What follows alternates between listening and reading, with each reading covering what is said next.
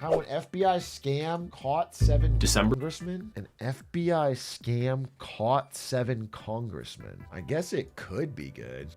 How an FBI scam caught 7 congressmen. Let's see what that's all about. How did they get caught? December 4th, 1979. Okay. John Jenrette sits in the library of a Washington, D.C. home conversing with 2 men who say they represent a wealthy Arab sheik.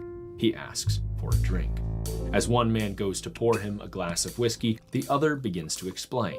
Mr. Jenrette, our bosses are prepared to offer you $50,000 right now in exchange for your assistance expediting their visa applications.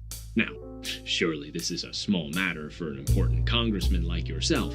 Jenrette takes the drink and quaffs it in one smooth motion, unfazed. Here's my guess. I'm gonna guess exactly what happens here. FBI does a sting operation to see if congressmen will take bribes. They do. The congressmen get caught, but maybe one max goes to jail is my guess. One max. And then they probably punish the FBI senior leader behind this and stop him from doing it in the future. That's my guess.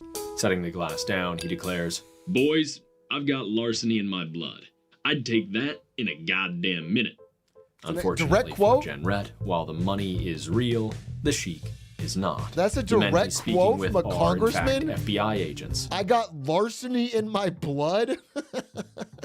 Being so open about it is really funny. Boys, I'm just corrupt for the fun of it. Hee-haw! And the entire conversation He's honest. is being recorded. Within months, Jenrette stood trial for bribery and conspiracy alongside 6 more members of Congress who attended similar meetings. All 7 were convicted and sent to prison in the largest federal anti-corruption sting operation in American history. An operation so effective, the Senate actually drafted a bill right here.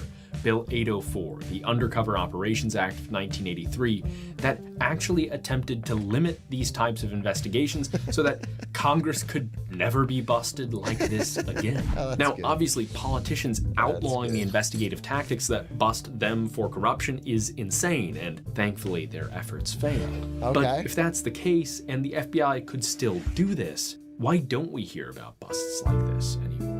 I mean, our politicians aren't magically less corrupt than they used to be. But as I dove deeper into this story and the FBI's plot became more and more absurd, phony Arab sheiks, fake bank. I would take a bribe. Don't let me get any power. I'd let that shit go to my head day one. That type of honesty is why we need you in power, my friend. Get up there. I'd vote for him. He tells it like it is. You ever seen this? This is like an all-time fucking great political cartoon. All-time great. All-time great, dude. I'd vote for him. He look good in a suit, too. He's sharp. Someone send me money and I'll ban anyone you want. Better send double to me. I'll ban our dubs, and then what? And then what we got? Hundreds of thousands of dollars. The FBI literally inventing crime where it didn't previously exist. I began to see the conundrum here.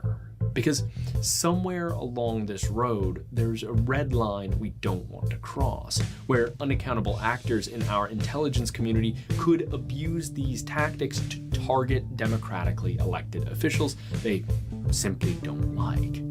So, to understand just how the FBI succeeded in this massive bust, why nothing quite like it has ever happened since, and where we draw that red line, we need to dive into the story of how the legendary Arab scam shook Washington to its core. This is Abscam. Abscam! I have heard of Abscam, actually. Our story begins in 1973, when guys looked like this, and the Federal Bureau of Investigation was in crisis. J. Edgar Hoover, the Bureau's director for nearly a half-century, is dead. His tenure was marked by widespread use of surveillance, possibly illegal, definitely immoral, of so-called subversives, including J. Robert Oppenheimer and Martin Luther King Jr. And in the wake of his death, the Bureau was widely seen as obsessed with petty grudges and prone to abuses of power. So when Hoover's successor, Patrick Gray, admitted to destroying documents to assist President Richard Nixon's attempt to cover up the Watergate scandal, one thing was crystal clear to America. The FBI existed not to hold the powerful to account, but to suppress their critics. The FBI and America needed new leadership. When Nixon finally resigned, they got it. Promoted straight from Chief of Police of Kansas City, Missouri, awesome, Clarence Kelly was determined to reinvent the FBI and repair its reputation. To do that, though, he needed to shift the Bureau's focus from bullying easy targets to bagging high-value white-collar criminals, and that called for a whole new playbook. No more simple wiretaps and— Damn, we straight up don't do that anymore. And we're better for it, you know? Why go after the successful? That's my first question. Why go after the fucking successful, bro? Are you jealous? We had a jealous FBI and now we don't? And mail interceptions. Because white-collar criminal activity is typically what's called consensual. That is, they are crimes agreed to willingly by the parties involved. Those victimized are often unaware anything has happened, making these crimes especially hard to detect and investigate. So, Kelly proposed a relatively novel strategy, utilizing undercover operatives who would concoct, participate in, and document a consensual crime, exposing their counterparts. But when Long Island Field Office Director John Good received the new boss's instructions, he knew he wouldn't make much progress using just his spooks. He needed a bona fide criminal with some street cred who could get the ball rolling. Enter Melvin Weinberg. Weinberg was a con man and swindler from New York City, whom the FBI had known about for some time and relied on as an occasional informant. Well, is there a movie of this? This feels like it could be a movie. The FBI recruited a con man to trap Congress people? Is American Hustle about this? I should watch that. Dude, I feel like maybe I have watched that. Maybe I'll watch tonight. Is American Hustle about ab scam or not? American Hustle. Dude, it literally, oh, it's inspired by. Okay, it's not actually about it. It's inspired by. It's a fictionalized tale. Okay. No, American Hustle is about women. It has women in it. I don't know if it's about women. Amy Adams is great in it. I think I have seen this movie. But by the end of the 70s, the Bureau had Weinberg's own crimes well documented, and they let him know in no uncertain terms that he'd find himself in handcuffs unless he played ball. Naturally, he complied. In addition, Good brought on field agent Anthony Amoroso, whose blue-collar Italian-American background helped sell his criminal facade. By 1978, Good was ready, and he sent Amoroso and Weinberg out to solicit some deals, make some meetings, and hopefully catch the bite on camera. Okay. Their plan had been fairly simple, if ridiculous. Ludwig Ludwig in the fucking 1970s FBI. The plan's fucking simple. Yeah, we get it. They posed as representatives of two fictitious Arab sheiks swimming in oil money, but who, worried by political instability at home, wanted to park their fabulous wealth in safe American investments. Thus, the internal code name was born, the Arab Scam. To sell the scam to outsiders, though, they officially incorporated Abdul Enterprises Limited, set up an office in Long Island, and opened an account with an initial $1 million deposit at Chase Manhattan Bank. They had intended to lure some shady businessmen, but after a year ferreting out these leads, they wound up hooking something beyond anything they ever expected in the unlikeliest of places: New Jersey. There, Weinberg and Amoroso met William Rosenberg, a small-time con artist who was so suckered by the promises of Abdul Enterprises Limited that he suggested he had someone else they may be keen to meet, someone who could help them secure lucrative gambling licenses, in exchange, of course, for a small finder's fee. Good's team was floored. Exposing political corruption hadn't been their plan, but their mission was to bring criminals to justice. So they took Rosenberg up on his offer, and he pointed them to the mayor of Camden, New Jersey, Angelo Ericetti. Okay, let's be real though. Oh, your big shocker is you found out that a New Jersey mayor is corrupt? What's your next big breakthrough? The sky's blue? Yeah, okay, great, dude. Fucking incredible detective work. It didn't take much digging for the team to learn Ericetti faced several prior fraud investigations, and so they set a meeting. Yeah, I'd be more worried if he wasn't corrupt.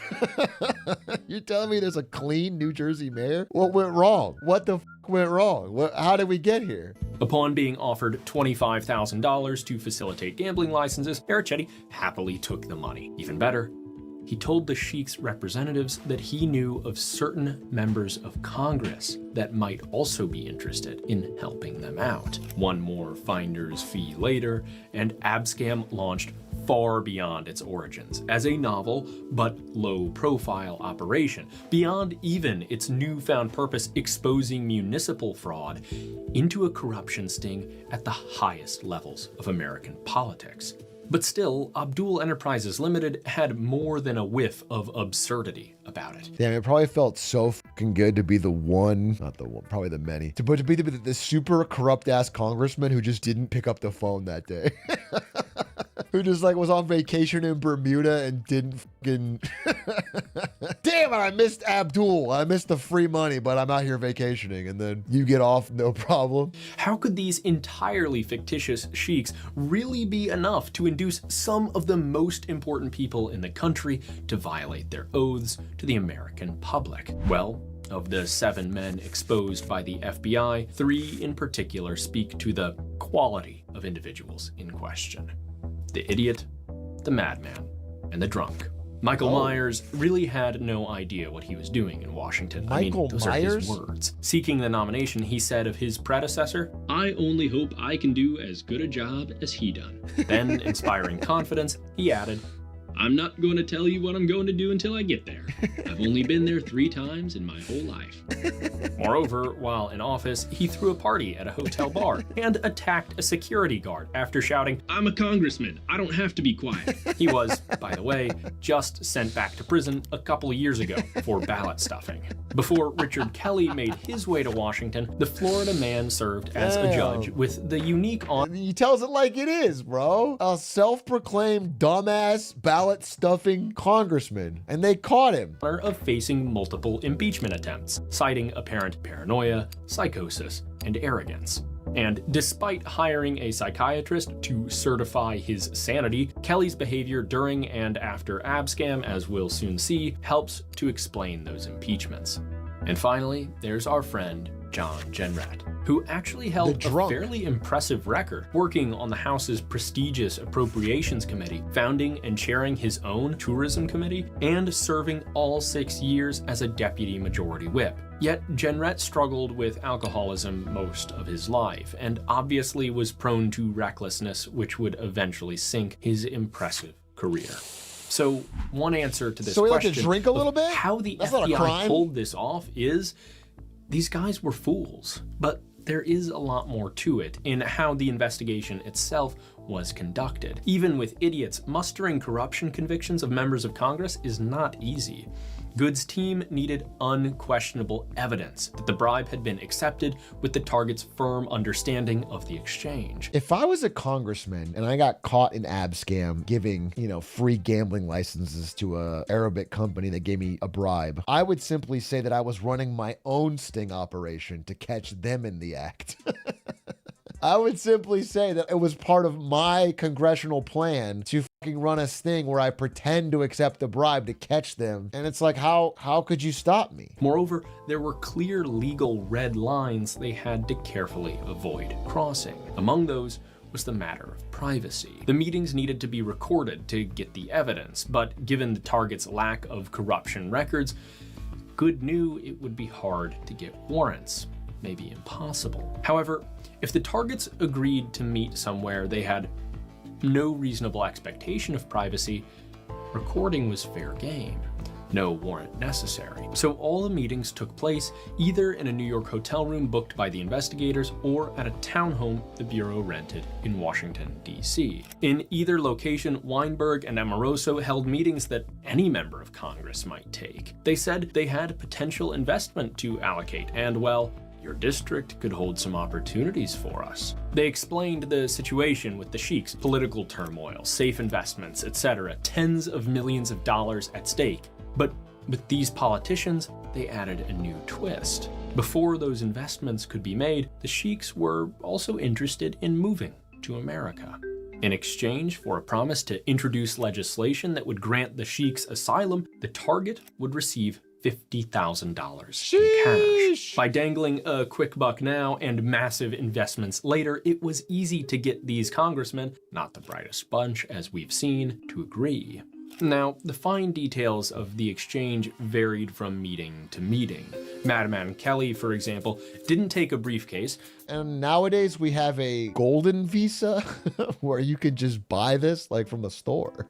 The new Trump golden visa, you can literally just buy instant American citizenship for, what is it, 5 million? Instead, simply stuffing wads of cash into his pockets before asking his new friends if it was too obvious. Further, a number of congressmen simply didn't partake in the corruption, either by declining the meeting or refusing the bribe when offered. Sheesh. This was all the more damning, of course, for the 7 who did. They took the money in a room with no reasonable expectation of privacy, so they were recorded. And they did so with a clear understanding of just what it was they were agreeing to. These feel like the dumb corrupt ones. It feels like, honestly, this scam is so blatant that you just got the 7 dumbest corrupt members of Congress. In other words, however strange the abscam operation may seem to us today, and however idiotic the targets, it was also just compellingly formulated and competently executed such that the unsuspecting targets incriminated themselves in just about the clearest, most damning manner possible.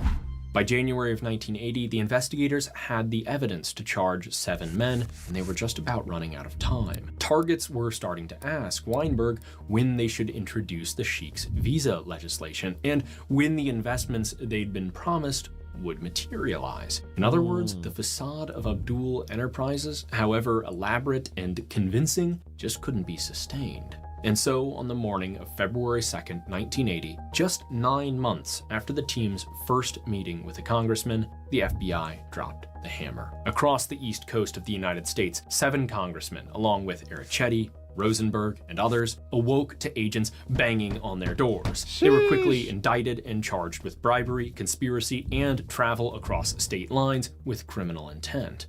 When news broke, the nation was stunned, maybe not even so much at the revelation of corruption in Washington, as at the idea that the FBI actually cared. Yet, as some praised the Bureau, others immediately registered concern about the lengths to which they had gone to invent these crimes and the tactics used to invite the congressman into self-incrimination. Congress, meanwhile, attempted to balance condemnation of the corrupt members with criticism of the Bureau's tactics. The chair of the Senate Ethics Committee declared the FBI itself needed to be investigated, given how much it had crossed the line in pursuing congressmen. Echoing those concerns, most of the defendants claimed entrapment, either in their jury trials or on appeal, asserting that the government pressured them into actions to which they were not personally predisposed. But each took on their own unique flavor, especially those of our leading men. Madman Kelly had a characteristically... What the f is the entrapment? I would never have been corrupt unless you offered me a lot of money. What does that mean? Like, I'm normally not corrupt unless someone offers me money for things. That's what it is. That's what the corruption is. Bizarre defense strategy, whereby he insisted that he was actually conducting his own counter-investigation of the supposed Sheik and his associates. All the bribe money he accepted and spent were operational expenses. While this defense didn't quite sway the jury well, now I feel like a fool. Well, now I feel like a bit of a fool. I feel like I'm one of the idiot congressmen. I really thought that was brilliant. Damn, that's so fucking funny. That's so funny. Appeal judge actually threw out Kelly's case, arguing his due process rights had been violated. For a moment, Kelly was the only congressman to... Wait, it worked? Maybe I don't feel like a fool. It worked? While this defense didn't quite sway the jury, an appeal judge actually threw out Kelly's case, That's arguing crazy. his due process rights had been violated. For a moment, Kelly was the only congressman to beat the charges until a higher appeal judge reaffirmed his conviction. Myers, meanwhile, had the genius idea to claim... Damn, that felt pretty good. We were the only one who made it out, though. That worked? It works for a little bit. I mean, it worked better better than everyone else. That's fucking wild, dude. In that prior to the meetings caught on camera, he was coached by Weinberg that the whole thing was a charade, that the sheik just wanted to have some fun by pretending to bribe a politician. When the chair of a House Ethics Committee inquiry asked him why then he received real money for a fake bribe, Myers was dumbfounded and replied, quote, I thought it was a fairy tale. Ironically, John Jenrette, who'd claimed he had larceny in his blood, actually... Also, that doesn't explain why you would do it. If you're a congressman and some fucking Abdul Incorporated guy shows up and says, hey, I represent an Arabic oil sheik that wants to pretend to bribe a congressman for money. Could you play along? Why do you say yes? Oh, it's for fun? Oh, it's a goof? Yeah, okay, for sure. I'll pretend to get bribed. Why? Why the improv? Yes, and. You just wanted to do it for the content? Just a LARP? Had the best chance at winning his trial because it turns out he hadn't taken the money on camera. Instead, he had an associate pick it up 2 days later, which, however, he did confirm in a recorded call with Weinberg. He tried to argue that he'd just been helping his associate get some money and that he was an alcoholic who'd lost the straight and narrow, succumbing to temptations which would challenge the resolve of any man. Though a judge declared, quote, I have a great deal of sympathy for you. Jenrette was convicted and sentenced to prison like all the rest. Good judge. I mean, now, batting 1,000 on convictions of sitting members of Congress is no mean feat. And yes, part of the reason is that these guys... The law cannot only apply to senators who aren't drunk. Like, I get the argument, but you can't just be like, dude, I was fucking drunk. It was a tough time. I was drunk. You can't, that can't be a real defense. But also, the investigation just worked. It was a realistic simulation of the sorts of proposals that could be made to a political figure, and these guys accepted it. And importantly, not everybody approached by the FBI did, for the same reason that the FBI was able to neutralize all the entrapment claims, because the investigation was cleanly run. When targets said no, like in the case of House Speaker Tip O'Neill, the FBI backed off. When they said no, but the FBI didn't. And it clearly wasn't a targeted hit job by the executive branch either. 6 of the 7 convicted were members of President Carter's party, and larceny-blooded Jenrette was actually the first member of Congress to endorse Carter for the nomination when he ran in 1976. So there's still this big nagging question. Why doesn't this happen anymore? Part of the answer lies with the Senate, who tried in the aftermath of Abscam to basically make this kind of thing illegal. They flirted with ideas like requiring warrants, sure to doom any operation connected to corrupt judges, but eventually drafted this bill, which proposed to hand Congress oversight of undercover operations, say goodbye to federal corruption stings, and to require probable cause for all such investigations, say goodbye to any kind of sting. Because remember, this type of operation is useful for busting consensual crime, the sort of thing where probable cause is basically impossible to come by, and courts have made it clear that this would be an unreasonable standard because nobody's rights are violated here. It's up to you to make sure the person you're talking to is trustworthy when you say you've got larceny in your blood. And though I mentioned at the outset of this video that this bill was never ratified, it was a warning shot to the FBI, and they took notice. The Department of Justice ultimately adopted some procedures that made conducting undercover ops harder, and though that's not necessarily a bad thing, their rules went further by setting special conditions that made investigating politicians especially difficult. So yeah, part of the reason we don't see investigations like this is just that politicians are protected from it more than private citizens. Well, that sucks. Which just seems wrong. But this is where the question of that red line comes back in, where we have to ask, at what point are we at risk of enabling abuse by an unelected intelligence community? Remember, the FBI's behavior and reputation from the Hoover period and Watergate. That is what it looks like when agencies like the FBI have no guardrails. Yeah, but there is a Yet, line. when politicians are so clearly predisposed and willing to take bribes, it's hard to say those guardrails should be designed to provide them with special protections. Just earlier this year, for example, history rhymed when another New Jersey senator, Bob Menendez, was convicted of accepting bribes from a Middle Eastern mogul. Except this time it was the Egyptian government, not an FBI agent. He had a bunch of and gold. Bundles of cash were instead literal gold bars. But this arrangement with Egypt lasted years, and it wasn't even this scumbag's first rodeo. He was tried for corruption back in 2015, but a mistrial rendered no verdict. There's no way to be sure, but an Abscam-style sting might have stopped him a lot earlier with a lot less damage. Remember, this whole story went down in like 9 months because stings do work. However, they might just not work as well as they once did because corruption is just a lot less illegal than it once was. This graph helps explain. Back when Abscam happened, basically nobody was retiring from Congress and going into lobbying. But today, more than half do so. These are jobs offered by lobbying firms to retiring members of Congress who, while in office, did their part to advance the firm's agenda.